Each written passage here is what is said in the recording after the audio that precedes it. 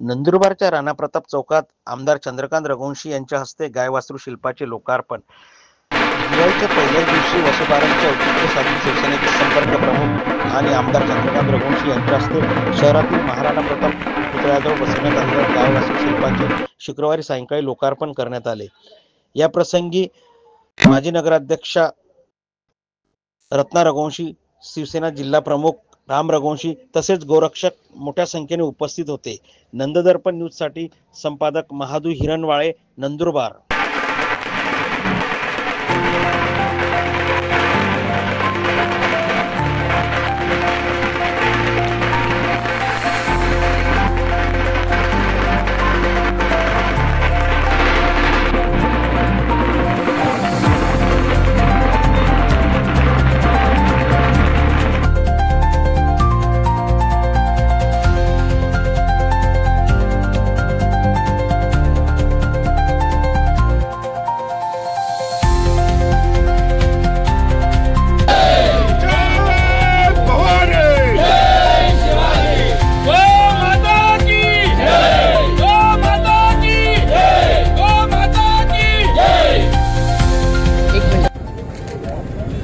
आजचं औचित्य साधून आज वसुबारस आहे आणि ते दिवसाच्या दिवशी माझे मित्र गोरक्षकांनी जी मागणी केली होती ती आमदार चंद्रकांत रघुवंशी मित्रमंडळाच्या वतीने, कारण शेवटी निधी बी लागतो काही ना काही, पण या नंदुरबार शहरामध्ये थोड्याफार महत्त्वाच्या विषयावरती आमदार चंद्रकांत रघुवंशी मित्रमंडळ कायम सक्रिय असतं आणि त्याच्या माध्यमातून आपण इथं बसवलेली आहे। नंदनगरीच्या जनतेची इच्छा पूर्ण झाली असं मला तरी वाटतं। यांची मागणी होती दीनदयाल चौकामध्ये बसवावं, पण तो चौक छोटा आहे आणि त्याच्या माप घेऊन आपण आमच्या हिंदू संस्कृतीचं प्रतीक तुळशी वृंदावनाची ऑर्डर दिलेली होती आणि म्हणून आपण ती जागा गाय वासरू बसू शकलो नाही, पण पर्यायाने अत्यंत चांगली जागा आपण उपलब्ध करून दिली आणि आज मला म्हणजे त्यांच्या सकट मला बी आनंद आहे की त्यांनी केलेली मागणी मी पूर्ण करू शकलो।